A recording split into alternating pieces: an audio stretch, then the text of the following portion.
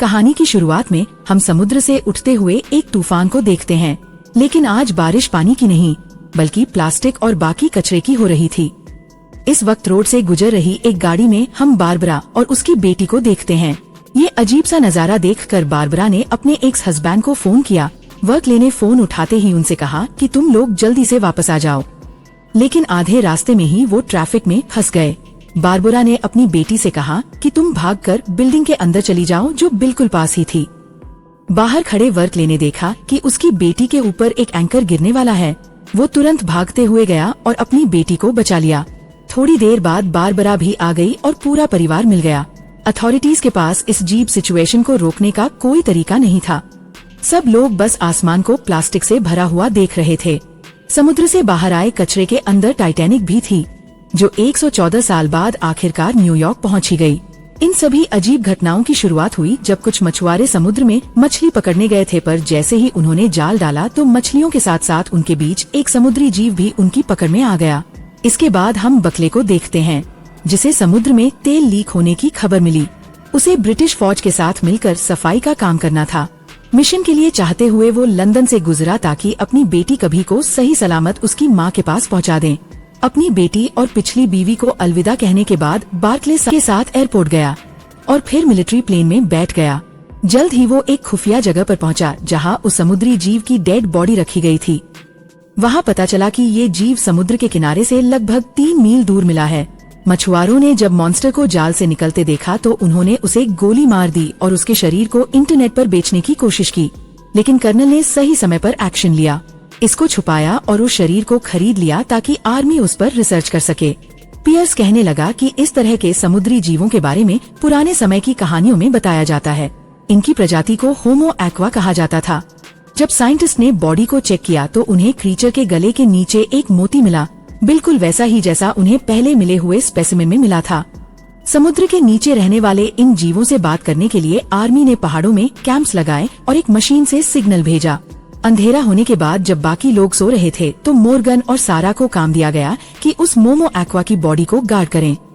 रात के लगभग 2:30 बजे दोनों को लगा कि कुछ तो गड़बड़ है। अचानक जमीन में पानी भरने लगा और सारा आगे बढ़ते हुए धंसने लगी। मोर्गन ने उसे बचाने की कोशिश की और हाथ बढ़ाया, लेकिन सारा को किसी चीज ने जोर से नीचे खींच लिया।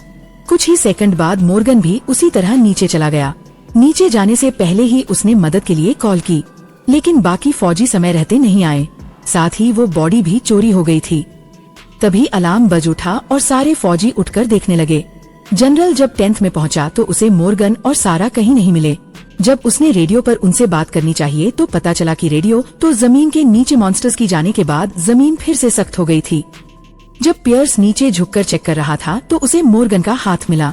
उस वक्त बर्कले को समझ आ गया कि उसे बहुत ही खतरनाक मिशन पर भेजा गया है। उसने पूछा कि ये कौन सा जीव है। अन्ना ने बताया कि उनकी टीम का यही काम है। वो अनजान जीवों से बातचीत करने की कोशिश करते हैं, लेकिन ये होमो एक्वा कोई एलियन नहीं है। वो इंसानों से भी पहले से धरती पर रहते हैं और हजारों सालों से वो समुद्र के नीचे थे, लेकिन अब वो दोबारा से जाग गए हैं और प्लैनेट को वापस लेना चाहते हैं। उस रात आर्मी ने एक होमो एक्वा को बीच की तरफ आते देखा। जनरल ने अपने फौजियों को बंदूक के नीचे करने को कहा क्योंकि वो बात करना चाहता है। ट्रांसलेशन डिवाइस की मदद से पियर्स ने उस क्रीचर से बात की और उसे एक मीटिंग के लिए बुलाया। वो क्रीचर बहुत गुस्से में था क्योंकि उसके एक आदमी को मछुआरों ने मार दिया था। इस बार पियर्स ने कहा कि मैंने भी अपने 2 फौजी खोए हैं। इसके बाद दोनों ने एक पीस एग्रीमेंट किया ताकि दोनों गुट एक दूसरे को मारना बंद करें। एग्रीमेंट के बाद भी उस फिशमैन ने कहा कि हमारे लोग छुप छुप कर जीने से थक चुके हैं। उसी पल दुनिया के हर देश में लोग हों एक्वा को पहली बार सामने आता हुआ देखने लगे। उनका कहना था कि वो इंसानों से पहले से यहाँ पर रहते हैं, ये उनकी भी दुनिया है। दोनों प्रजातियों के बीच में पहली ऑफिशियल मीटिंग लंदन में हुई। इस मीटिंग के लिए वाटरवे नाम का एक ब्रिज बनाया गया जो जमीन और पानी को जोड़ता है। जब सब लोग अपनी जगह पर पहुंच गए तो केट ने इंजीनियर्स को वाटरवे शुरू करने का ऑर्डर दिया हो। एक्वा के 773 और बड़े अजीब से जीव आए थे। एक बड़ी सी मछली, एक जलपरी और एक इंसान जैसी दिखने वाली औरत। थोड़े ही समय में सॉल्ट ने इंसानों की भाषा सीख ली और एम्बेसडर की बात को समझने लगी। मीटिंग की शुरुआत में सॉल्ट ने बताया कि वो खुद क्यों आई है। कुछ समय पहले ही उसके बच्चे पैदा होने वाले थे, लेकिन इंसानों के जहाज से गिरे तेल ने उस जगह को जहरीला कर दिया। मीटिंग को शांत रखने के लिए जोनाथन ने कहा कि हम अपनी गलती सुधारना चाहते हैं, लेकिन सॉल्ट ने उसे इग्नोर कर दिया। उसने कहा कि वो सिर्फ बर्कले से बात करेगी क्योंकि वही एक ऐसा इंसान था जिसने मरे हुए हो एक्वा के लिए इज्जत दिखाई। ये जानने के लिए कि होमो एक्वा बर्कले को अपना एम्बेसडर क्यों चाहते हैं कि इतने उससे पूछताछ की और उसकी जिंदगी के हर एक किस्से को खंगाला। जोनाथन को दोनों प्रजातियां के बीच का एम्बेसडर बनाने की कोशिश नाकाम हो गई क्योंकि सॉल्ट को सिर से बात करनी थी। इसीलिए उनकी यूनिट की प्रेसिडेंट ने बर्कले से कहा कि मैं तुम्हें इस मौके के लिए तैयार करूंगी। होटल पहुंचकर जहां बर्कले कुछ दिन रुकने वाला था, उसने देखा कि वहां बहुत कड़ी सिक्योरिटी है। उसके कमरे में उसकी बेटी और पिछली बीवी पहले से थे। बारबरा को जब पता चला कि बर्कले को हो एक्वा के साथ निगोसिएशन के लिए चुना गया है तो वो चौंक गई। उधर केट ये सोच रही थी कि अगर लड़ाई छिड़ी तो वो क्या करेंगे। फिर तय किए गए समय पर वर्क होमो एक्वा के साथ मीटिंग करने गया। शुरुआती बातचीत के बाद सॉल्ट ने कमिटी के लोगों से थेम्स नदी का एक ग्लास पानी मांगा। एजेंट्स तुरंत उठकर पानी लेने गए। जैसे ही पानी का वो ग्लास कमरे में आया नहीं, वो ग्लास सॉल्ट को देने की कोशिश की, लेकिन सॉल्ट ने कहा कि ये पानी तुम्हारे लिए। ये सुनते ही बर्कले हिल गया। मुझे समझ नहीं आया कि क्या करें। पानी पीने की वजह से वो एक स्पीच बोलने लगा जो स्क्रीन पर लिखी हुई थी, लेकिन जब सॉल्ट ने कहा कि मुझे ये रटी रटाई स्पीच नहीं चाहिए तो एम्बेसडर ने ही स्क्रिप्ट छोड़ दी और कहा कि पानी और मिट्टी का गंदा होना इंसानों की बेवकूफी का नतीजा है। अपने लोगों की गलती मानते हुए बर्कले ने कहा कि इंसानों ने धरती को बर्बाद किया है, लेकिन अब वो नुकसान सुधारना चाहते हैं। ये सुनकर सॉल्ट ने कहा कि मुझे तुम पसंद आए। उस रात होटल के कमरे में बर्कले ने अपनी बेटी को आते देखा और समझ गया कि उसे नींद नहीं आ रही। सच ये था कि उसे अपने पिता की चिंता हो रही थी। जब बर्कले ने देखा कि उसकी बेटी ज्यादा ठीक से नहीं लग रही तो उसने कहा कि कल मैं तुम्हें वापस घर भिजवा देता हूँ ताकि तुम ये होटल में फंसी ना रहो। यह सुनकर कभी ने कहा कि मैं अपने पापा के पास ही रहना चाहती हूँ। अगली सुबह उनकी तीसरी मीटिंग के दौरान बर्कले ने बताया कि दुनिया के सारे देशों के लीडर्स ने क्लाइमेट साइंटिस्ट और प्राइवेट कंपनियों से बात की है और हम समुद्र की गंदी हालत को सुधारने का प्लान बनाने की कोशिश कर रहे हैं। नंबर्स और डेटा के हिसाब से ये नतीजा निकला है कि साल 2065 तक हम पोल्यूशन को 50% कम कर सकते हैं। लेकिन जब सॉल्ट को पता चला कि सिर्फ 50% पोल्यूशन कम करने में 40 साल लगेंगे तो उसने इस प्रपोजल को बिल्कुल नकार दिया। उसने कहा कि रोज हमारे लोग तुम्हारी लापरवाही की वजह से मर रहे हैं। ने कहा कि हमारे लोग ठीक से देख सुन भी नहीं पा रहे हैं, अब उन्हें परेशानी हो रही है। तुम लोग बहुत पोल्यूशन कर रहे हो। इस बात पर बल को लगा कि बोल तो ये बिल्कुल सही रही है। उसके पास माफी मांगने के अलावा कोई ऑप्शन नहीं था और उसने कहा कि अगर हम दोनों प्रजातियां मिलकर इस मिशन में काम करें तो हो सकता है जल्दी हो जाए। इस पर सॉल्ट ने कहा कि अगर हम मदद करने लगे तो बहुत जल्दी हो जाएगा। अचानक एक तूफान शुरू हुआ और एक ही समय पर कई सारे देशों ने समुद्र में बदलाव देखा। उस दिन जितना भी कचरा इंसानों ने समुद्र में फेंका था वो वापस जमीन पर आ गया। प्लास्टिक और बहुत सारा गंदा सामान आसमान से गिरने लगा और अब कहानी वहीं पहुंच गई जहां से शुरुआत हुई थी। दुनिया भर के देशों का इतना नुकसान होने के बाद भी बर्कले ने समुद्र के लोगों के साथ बातचीत जारी रखी क्योंकि इंसान जानते थे कि वो ऐसी लड़ाई तो नहीं जीत सकते। अच्छी बात ये थी कि सॉल्ट अभी भी बात करने के लिए तैयार थी, लेकिन उसने कहा कि मुझे शांति तभी मिलेगी जब इंसान 3 शर्तें मानेंगे। पहली शर्त, समुद्र में किसी भी तरह का कोई पोल्यूशन नहीं आना चाहिए और अपने जहाज चलाना बंद करो। दूसरी शर्त ये थी कि जमीन और समुद्र के बीच में सीधे बॉर्डर बनाए जाएं, ताकि इंसान समुद्र के अंदर ना जाए, क्योंकि इंसान जमीन पर रहने के लिए बने हैं। उन्हें ना ही समुद्र और ना ही उसके पास के आसमान में जाना चाहिए। ये सुनते ही कमेटी के मेंबर्स भड़क गए क्योंकि इससे सभी कॉन्टिनेंट्स पर रहने वाले लोग एक दूसरे से कट जाएंगे। जब देखा है कि कमरे में इंसान ज्यादा गुस्सा हो रहे हैं तो उसने अपनी आवाज बदली और एक आदमी का रूप ले लिया ताकि उन्हें कंट्रोल कर सके। जैसे ही लोग शांत हुए और अपनी सीट पर वापस गए, सॉल्ट अपने असली रूप में वापस आ गई। फिर वो तीसरी शर्त बताने लगी जो इंसान और समुद्री लोगों के बीच में शांति के लिए जरूरी है। इसके लिए उसने समुद्र के कुछ कोऑर्डिनेट्स दिए और कहा कि अगली मीटिंग वहाँ पर होगी। इसमें सिर्फ दूर समुद्र तक जाना ही नहीं है, बल्कि को 5 मील नीचे ड्राइव करना पड़ेगा ताकि वो हो एक्वा से उनके घर में मिल सके। अब अगली चुनौती ये थी कि इतनी गहराई तक जाना भी बहुत मुश्किल है क्योंकि 5 मील नीचे पानी का प्रेशर बहुत ज्यादा होता है। आज तक ऐसी कोई सबमरीन बनी ही नहीं है जो 5 मील नीचे तक डाइव कर सके। खैर, जनरल पीएस और उसकी टीम के साथ बर्कले वेसल में चढ़ा उनके हैच को बॉल से पूरी तरह बंद कर दिया गया। लॉन्च के बाद सबमरीन को मीटिंग पॉइंट तक पहुंचने में ही लगभग 2.5 घंटे लगे। सफर के दौरान 6 पैसेंजर्स आपस में बात करने लगे कि अगर वो जिंदा बच गए तो घर जाकर क्या करेंगे। जब वर्क लेने देखा हो कि टेड नाम का एक आदमी बहुत ज्यादा डर रहा है तो उसने उसे शांत करने की कोशिश की। अपने साथियों को हौसला देते हुए वर्क लेने खुद को भी जैसे तैसे समझाया। कुछ ही मिनट बाद उनकी सबमरीन रुक गई। यर्स ने अपनी टीम से बात करने की कोशिश की ताकि बता सके कि हम नीचे तक पहुंच गए, लेकिन कोई रिस्पांस नहीं आया। थोड़ी देर बाद टीम को लगा कि ये सबमरीन बहुत ज्यादा तेज मूव कर रही है, लेकिन किसी को समझ नहीं आया कि हो क्या रहा है, क्योंकि सतह से उनका संपर्क पूरी तरह टूट चुका था। पहाड़ के प्रेशर को चेक करते हुए मिन को एहसास हुआ कि यहाँ का प्रेशर बिल्कुल जमीन जैसा है, जो होना पूरी तरह से नामुमकिन है, क्योंकि कायदे से तो वो 5 मील नीचे है। अचानक से सबमरीन हिली और सारी लाइटें बंद हो गई, जिसके बाद सबने ऑक्सीजन मास्क पहन लिया। जब है आज खुला हो तो सब हैरान रह गए, क्योंकि पानी सबमरीन के अंदर आया ही नहीं। इसीलिए उन्होंने बाहर निकलने का फैसला किया। बाहर जाकर उन्होंने देखा कि वो एक गुफा के अंदर है, जहाँ का टेम्परेचर भी 21 डिग्री सेल्सियस है और हवा में ऑक्सीजन बहुत है। जब टीम इस जगह को देखकर हैरान हो गई, तब सॉल्ट सामने आई। उसने बताया कि तुम पहले इंसान हो जो इतनी गहराई तक पहुँचे हो। इस एनवायरनमेंट को खास उनके लिए ही तैयार किया गया है, इसीलिए वो अपना ऑक्सीजन मास्क हटा सकते हैं। सॉल्ट तो नहीं, मीटिंग रूम में ले गई, जहां उनकी स्पीशीज के लोग जमीन और समुद्र का फ्यूचर डिसाइड करने के लिए जमा हुए थे। उस रात केट को अपनी टीम के एक मेंबर का कॉल आया। उसे पता चला कि कई देशों के डिप्लोमेट्स के बीच में कोडेड बातें हुई है। फोन पर बात करते वक्त ही केट पर एक स्नाइपर ने हमला कर दिया, लेकिन उसके बॉयफ्रेंड ने उसे बचाते हुए अपनी जान दे दी। उसी वक्त पेड, जो कि अकेला डिप्लोमेट है जिसने अपना ऑक्सीजन मास्क नहीं उतारा, उसने सॉल्ट को ही गिफ्ट दिया। जब को समझ आया हूँ कि वो ग्लोब असल में सिर्फ एक कवर है, अंदर कुछ और ही मौजूद है, तो वो तुरंत झपटा ताकि सॉल्ट से उसे दूर ले जा सके। लेकिन बम फट गया और इस ब्लास्ट में कई फिशरमैन मारे गए और की टीम के सारे मेंबर भी, सिर्फ वर्क प्लेस जिंदा बच गया क्योंकि सॉल्ट ने उसे बचा लिया था। गेट के मिशन पर स्कॉट भेजते हुए शर्ली को मिशन पर गए हुए डिप्लोमेट्स की मौत की खबर मिली और उसने तुरंत मीडिया को बता दिया। न्यूज के बाद दुनिया को एक वीडियो दिखाई गई।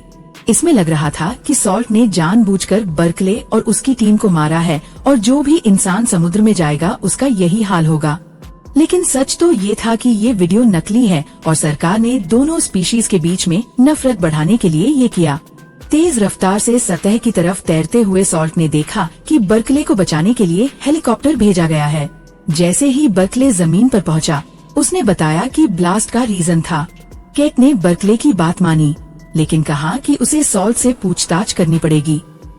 फिलहाल के लिए सॉल्ट को गिरफ्त में ले लिया गया और केट जल्दी से ये पता लगाने में लग गई कि किसने उस आदमी को पैसे दिए थे।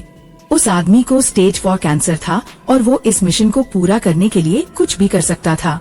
सॉल्ट की तेज समझ की वजह से उसकी प्रजाति पर इल्जाम नहीं लगा, लेकिन अब उसे एक स्टील के डब्बे में बंद कर दिया गया, ये जानकर कि उसकी दोस्त को लैब में बंद करके उसके ऊपर एक्सपेरिमेंट किए जाएंगे। तो बर्कले ने एक्शन लिया। ट्रक की चाबी लेकर उसने गाड़ी रिवर्स की और डब्बे को नदी में गिरा दिया। जैसे ही सॉल्ट आजाद हुई, बर्कले खुद भी पानी में कूद गया और सॉल्ट ने उसे बचाया। उस रात हो एक्वा ने इंपेरियल हाउस में एक नई मीटिंग बुलाई। इस बार सॉल्ट की जगह टाइड नाम का एक सीमाना, या वो कहने लगा कि इंसान इतने पागल कैसे हो गए कि उन्होंने धमाके में अपने ही लोग मरवा दिए।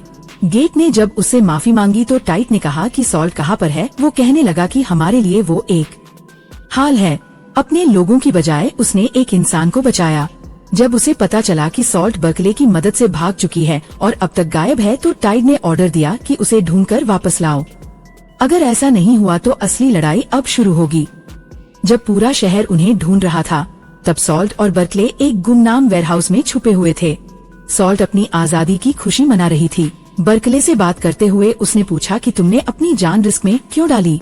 तभी अचानक दोनों ने एक दूसरे को चूम लिया। सच ये था कि वो एक दूसरे से प्यार करने लगे थे, लेकिन अभी भी बर्कले को सॉल्ट की चिंता हो रही थी।